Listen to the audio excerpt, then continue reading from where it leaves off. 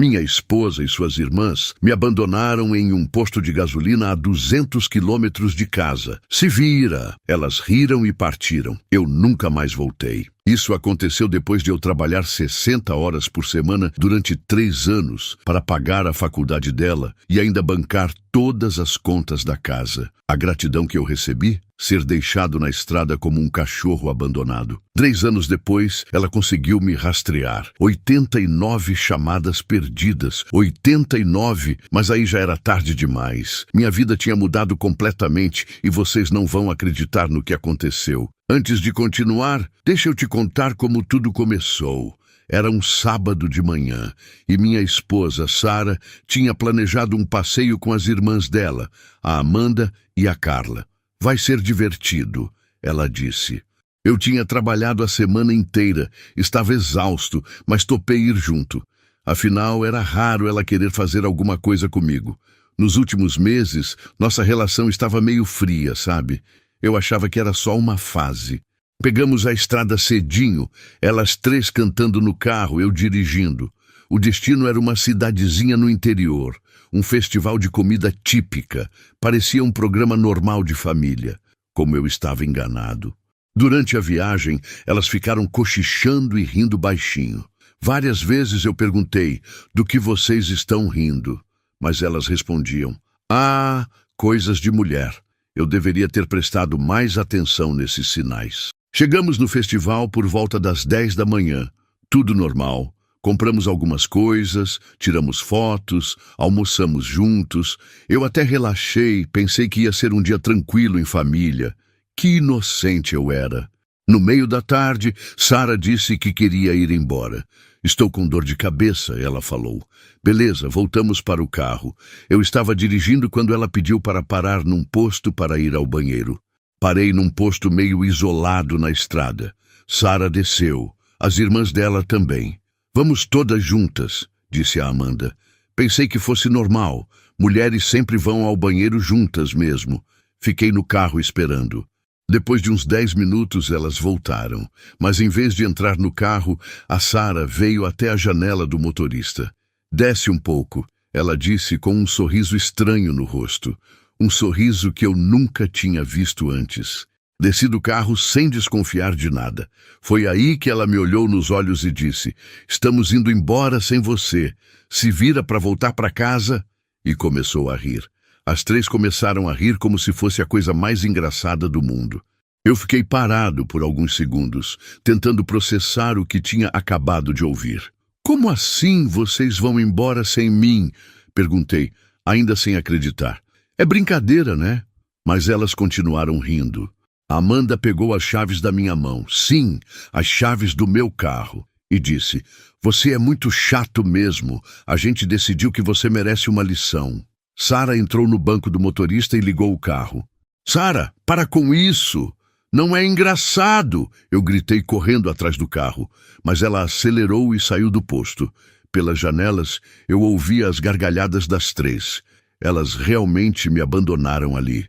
Fiquei parado no meio do estacionamento do posto, vendo meu carro desaparecer na estrada. 200 quilômetros de casa, sem dinheiro suficiente para um táxi, sem conhecer ninguém na região, completamente perdido. Entrei no posto para pedir ajuda. O rapaz do balcão me olhou com pena quando expliquei a situação. Cara, que pesado, ele disse. Sua esposa realmente te deixou aqui? Eu apenas balancei a cabeça, ainda em choque. Tentei ligar para ela umas 20 vezes. Nada.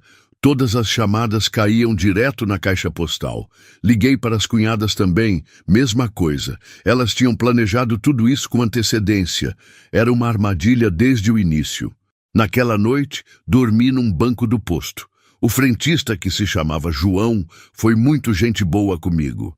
Me ofereceu um cobertor e disse que eu podia ficar ali até resolver minha situação. Mas eu não fazia ideia do que fazer.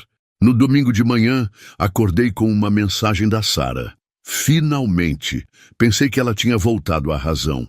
Mas a mensagem dizia apenas, espero que tenha aprendido a lição. Quando chegar em casa, a gente conversa. Ler aquilo foi como levar um soco no estômago. Ela achava que tinha me dado uma lição. Lição do quê? De trabalhar que nem um condenado para sustentar a casa? De sempre fazer tudo o que ela pedia? Que lição era essa? Foi nesse momento que algo mudou dentro de mim. Uma raiva que eu nunca tinha sentido antes tomou conta do meu peito. Não era só raiva da situação. Era raiva de mim mesmo por ter aceitado ser tratado daquele jeito por tanto tempo. João, o frentista, percebeu meu estado e se aproximou. Irmão, você está com cara de quem tomou uma decisão, ele disse. E ele estava certo. Eu tinha tomado uma decisão que mudaria minha vida para sempre. Sabe de uma coisa? Eu disse para ele. Eu não vou voltar para casa, não hoje, não amanhã, talvez nunca mais. João me olhou surpreso. Cara, tem certeza disso? É sua esposa, vocês podem conversar e resolver. Mas eu já tinha me decidido. Não, João, uma pessoa que consegue fazer isso comigo não me ama, e eu não posso continuar vivendo com alguém que me vê como um palhaço. Aquelas palavras saíram do fundo da minha alma. Perguntei para João se ele conhecia alguém que precisava de ajuda na região. Na verdade, ele disse, meu cunhado tem uma oficina mecânica na cidade e está precisando de um funcionário. Você entende de carros? Eu entendia um pouco. João me levou até a oficina do cunhado dele, o Carlos. Era uma oficina pequena, mas o movimento era bom. Expliquei minha situação para o Carlos e ele, sem fazer muitas perguntas, me ofereceu o emprego na hora. Você pode começar amanhã. Carlos também me ofereceu um quartinho nos fundos da oficina para eu ficar temporariamente. Não é luxo, mas tem cama, banheiro e uma pequena cozinha. Pode ficar o tempo que precisar para se organizar. Eu aceitei na hora. Naquela noite, deitado na cama do quartinho, peguei o celular para mandar uma mensagem para Sara. Digitei e apaguei várias vezes. Por fim, mandei apenas: não vou voltar para casa. A lição foi aprendida, mas não a que você esperava. Ela respondeu imediatamente: para de drama! Vem para casa que a gente conversa. Você está exagerando. Exagerando? Eu tinha sido abandonado na estrada como um animal e eu estava exagerando? Desliguei o telefone e não respondi mais. Os primeiros meses foram difíceis. Acordava às 5:30 da manhã, trabalhava o dia todo na oficina, aprendi muito sobre mecânica. Carlos era um cara bacana, me tratava como família. À noite, estudava mecânica em vídeos do YouTube. Sara continuava mandando mensagens. No início, eram raivosas. Você é um infantil, volta para casa e para de frescura. Depois viraram mais desesperadas. Por favor, vamos conversar, eu sinto sua falta. Mas eu não respondia nenhuma. Depois de 6 meses, consegui alugar um apartamento pequeno no centro da cidade. Era simples, mas era meu. Pela primeira vez em anos, eu me senti livre. Livre para fazer minhas escolhas, free para viver do meu jeito. Na oficina conheci a Mariana. Ela era cliente regular, sempre levava o carro dela para revisão. Uma mulher independente, advogada, inteligente. Começamos a conversar, primeiro sobre carros, depois sobre a vida. Uma amizade genuína. Mariana sabia da minha história. Eu tinha contado tudo para ela numa conversa. Você fez a coisa certa. Ela disse, uma pessoa que te ama nunca faria isso contigo. Você merece coisa melhor. Aquelas palavras curaram algo dentro de mim. Mas a história não acaba aí. Tinha muito mais coisa por vir. Sara estava determinada a me encontrar. E quando ela conseguiu, 3 anos depois, a situação explodiu de uma forma que vocês não vão acreditar. Deixa eu contar a segunda parte. Era uma quinta-feira normal. Eu estava trabalhando na oficina quando o João apareceu correndo. Cara, tem uma mulher lá no posto perguntando por você. Disse que é sua esposa. Ela está com um cara que eu nunca vi. Meu sangue gelou. Fiquei em dúvida se deveria ir até lá ou não. 3 anos tinham se passado. Eu era uma pessoa completamente diferente. Tinha minha vida organizada, meus amigos, minha rotina. Por que ela tinha vindo me procurar depois de tanto tempo? Decidi enfrentar a situação de uma vez por todas. Fui até o posto e lá estava ela, Sara. Mas não era mais a mesma mulher que tinha me abandonado ali anos atrás. Ela estava mais magra, com olheiras, aparentava estar muito estressada. Ao lado dela estava um homem que eu não conhecia, alto, bem vestido, mas com cara de poucos amigos. Sara me viu e veio correndo na minha direção. "Finalmente te encontrei!" ela gritou. "Você não imagina o que eu passei para te achar."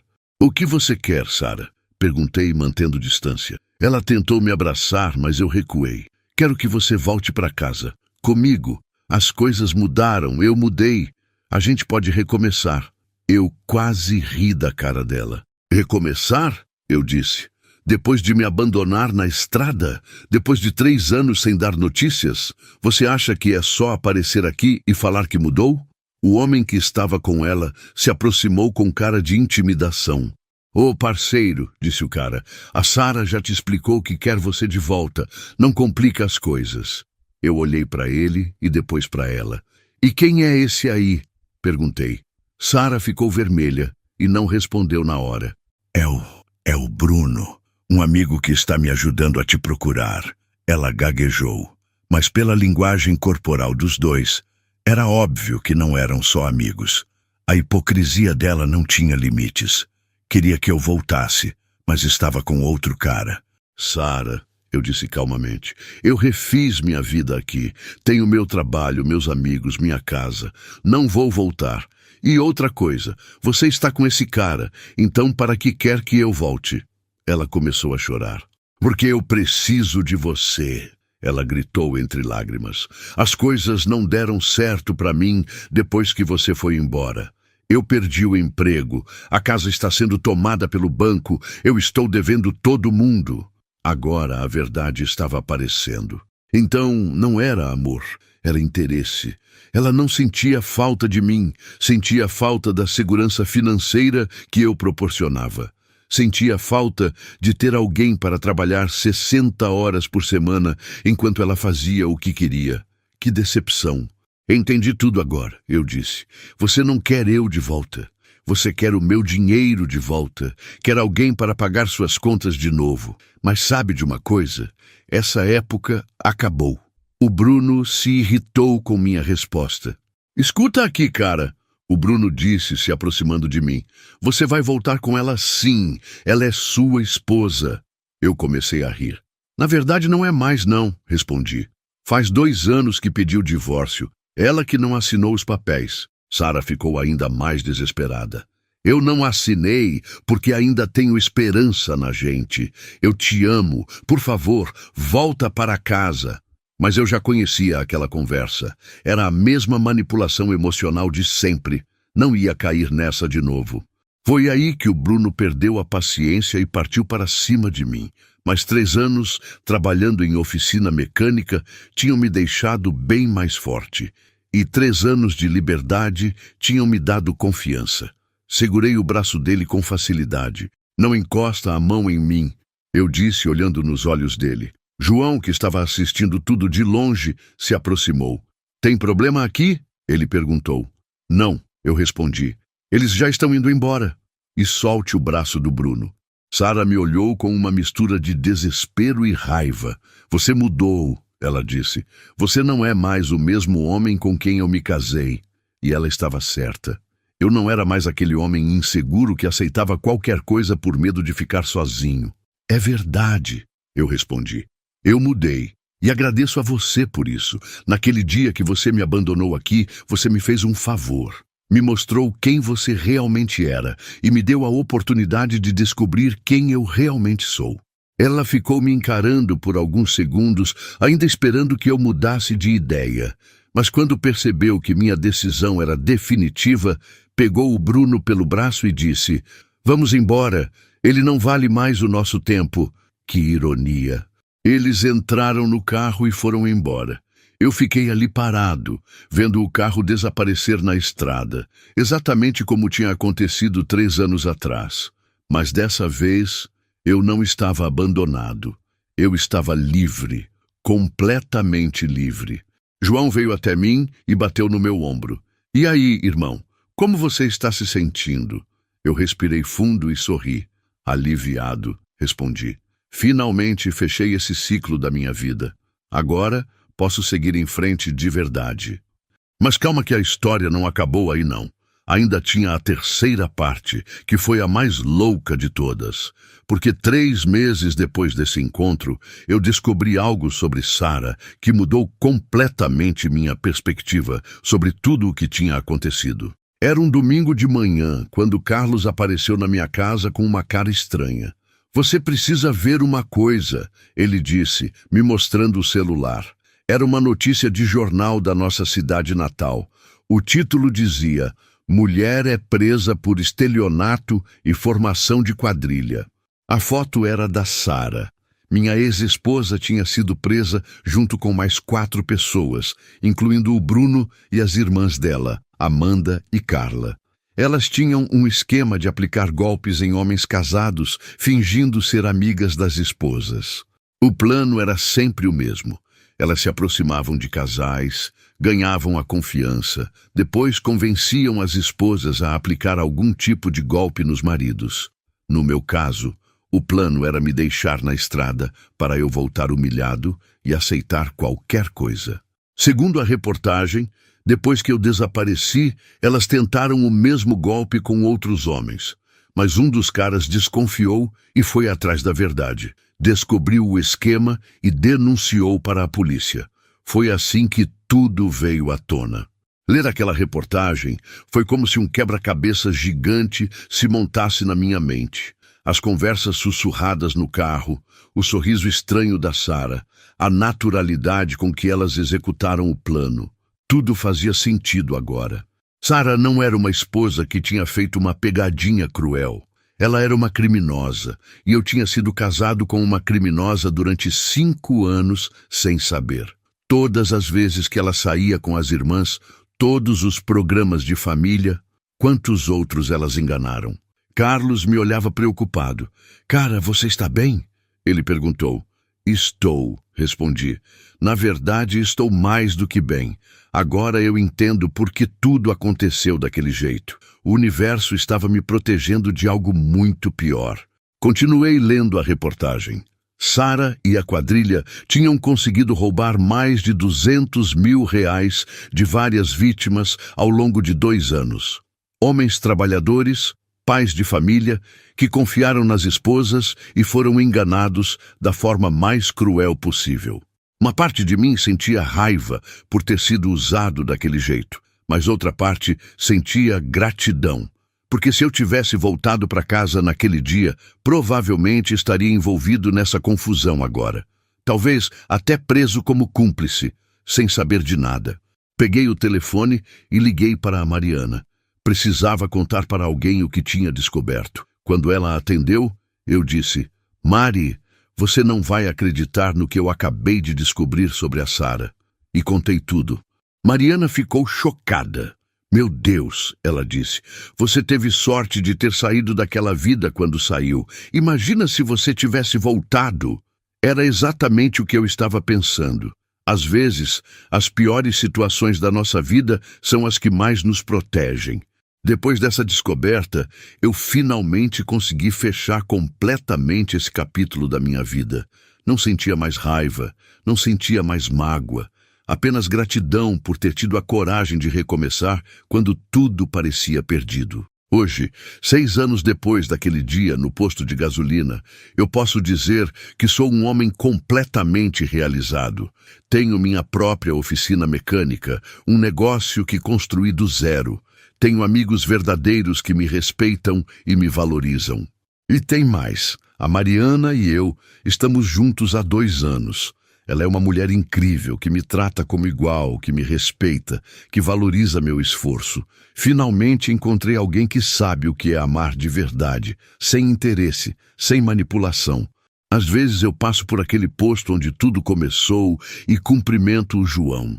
Ele sempre me lembra, se aquelas mulheres não tivessem te deixado aqui, você nunca teria descoberto o homem forte que sempre foi. E ele tem razão. Sara ainda está presa. Segundo soube, ela vai ficar mais 3 anos na cadeia. As irmãs dela também. O Bruno conseguiu um acordo com a justiça e já está solto, mas teve que devolver todo o dinheiro que roubou das vítimas. Vocês sabem das 89 chamadas perdidas que eu mencionei no início? Foram todas feitas no dia antes dela ser presa. Ela sabia que a polícia estava investigando e tentou desesperadamente me convencer a voltar para servir de álibi. Nas mensagens que ela deixou, ela dizia coisas como: preciso que você confirme que estava em casa comigo no dia tal. Ou, se alguém perguntar, você tem que dizer que a gente nunca se separou. Ela queria me usar até o final. É impressionante como uma pessoa pode viver uma mentira por tanto tempo. Durante os 5 anos de casamento, eu realmente acreditei que ela me amava, que éramos um casal normal, com problemas normais, como eu estava enganado. Hoje, eu entendo que aquelas 60 horas de trabalho por semana não eram só para sustentar a casa, era para financiar os golpes dela. O dinheiro que eu ganhava honestamente estava sendo usado para enganar outras pessoas. Que horror! Mas sabe o que mais me deixa feliz nessa história toda? É saber que eu sempre fui uma pessoa honesta. Mesmo sendo enganado, mesmo sendo usado, eu nunca perdi meu caráter. Nunca me tornei igual a elas. Isso me orgulha muito. A lição que eu tiro de tudo isso é: às vezes, as situações mais dolorosas da nossa vida são exatamente as que precisamos viver para nos tornarmos a pessoa que realmente somos. Aquele dia no posto foi o pior dia da minha vida, mas também foi o melhor. Porque foi ali que eu descobri que sou mais forte do que imaginava, que consigo recomeçar do zero, que mereço ser tratado com respeito, que posso construir uma vida feliz com as minhas próprias mãos, sem depender de ninguém. Se você está passando por uma situação difícil no seu relacionamento, se sente que está sendo desrespeitado ou usado, lembra da minha história. Às vezes, a melhor coisa que pode acontecer é a pessoa mostrar quem realmente é. E se alguém te abandona na estrada da vida, literal ou figurativamente, não volta correndo atrás. Usa essa oportunidade para descobrir o caminho que realmente é seu. Às vezes, o que parece o fim é apenas o começo de algo muito melhor. Hoje, quando eu olho para trás, eu até agradeço a Sara, não pelo que ela fez, mas pelo que ela me permitiu descobrir sobre mim mesmo. Ela me libertou de uma prisão que eu nem sabia que estava vivendo, e por isso, de uma forma estranha, eu sou grato. Essa é minha história, do homem que foi abandonado em um posto de gasolina e descobriu que às vezes ser abandonado é a melhor coisa que pode acontecer na vida. Obrigado por ouvir até o final. Vocês são incríveis.